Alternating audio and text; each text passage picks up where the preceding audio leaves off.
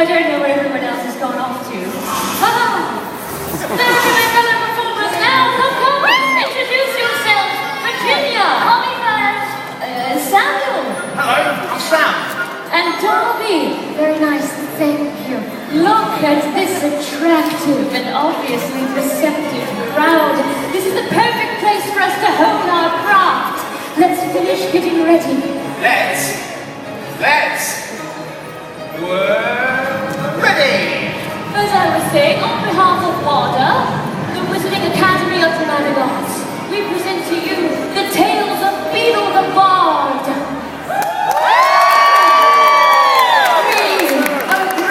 Classically trained performers and puppeteers, constantly looking to perfect our artistry. We certainly don't do it for the money. Absolutely not. We do not accept payment. This is about art. Ladies and gentlemen, the wizarding world is filled with tales of courage, Gallantry, friendship, hope, and explosions. Yay! What? Oh! I meant love. And some of the most famous of those tales come from a man who lived over 500 years ago. His name was Beedle the Bard, and he had one of the most luxuriant beards. Samuel, I hardly think they care about his beard. His luxuriant beard. Truth be told, I would wager a brickman's vault stacked with galleons. There's not a child raised in the wizarding world today that doesn't know the tales of Beedle the Bard. Ooh, what about the warlock's hairy heart? The wizard and the hummingbird. Gravity and a cackling stone. Are you both quite finished? I would like to continue before my patience runs out. Would you look at that verge? That's how. It's Beckett's patience running out.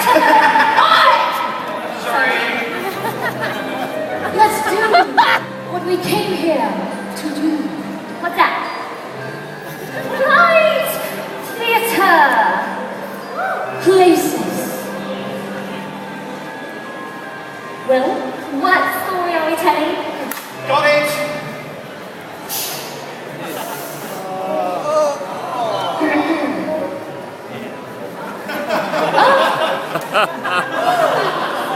Ladies and gentlemen, our first tale is undoubtedly one with which you may be familiar. It concerns the fortunes of three brothers. Wait! What is it now? Could I play one of the brothers? I never get to do it. I'm always, You can be the second brother, but be careful. I'm always careful. My fellow witches and wizards, everyone ready?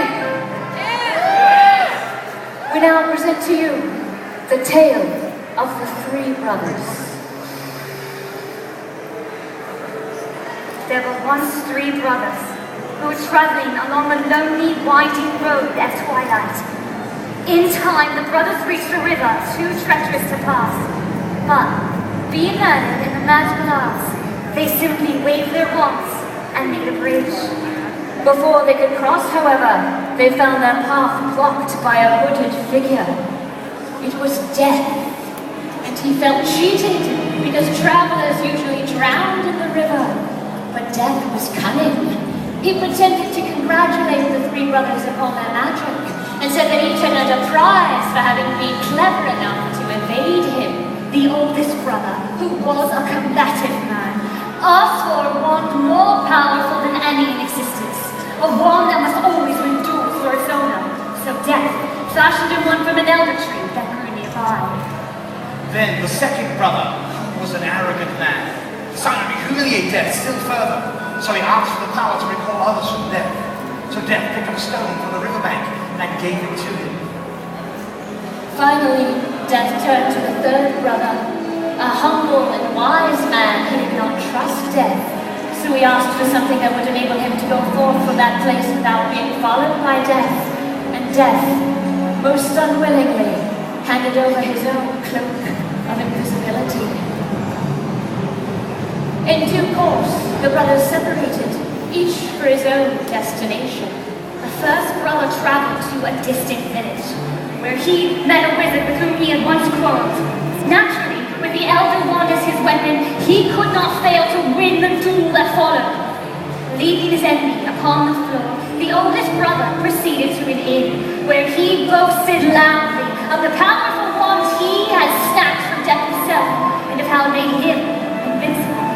But that very night another wizard crept upon the oldest brother as he lay upon his bed, whereupon he stole the wand, and with it the brother's life. So Death took the first brother for his own. Meanwhile, the second brother took the stone with the power to recall the dead and turned it thrice in hand. To his amazement and his delight, the figure of a girl he had once hoped to marry before her untimely death appeared at once before him.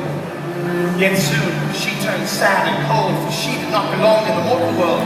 Driven mad with hopeless longing, the second brother took his own life so as truly to join her. So Death took the second brother for his own. As for the third brother, Death searched for many years, but he was never able to find him.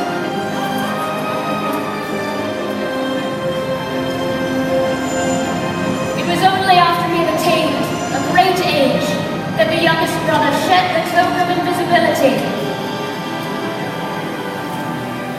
and gave it to his son.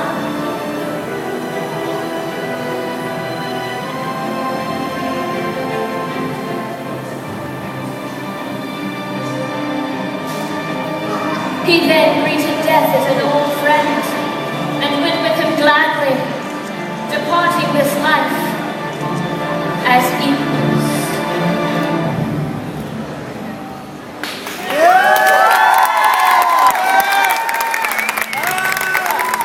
Ladies and gentlemen, the Wizarding World is filled with tales of courage, Gallantry friendship, hope. and love. Bravo, Darby!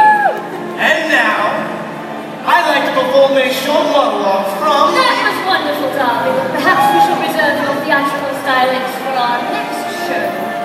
We must be off. Until next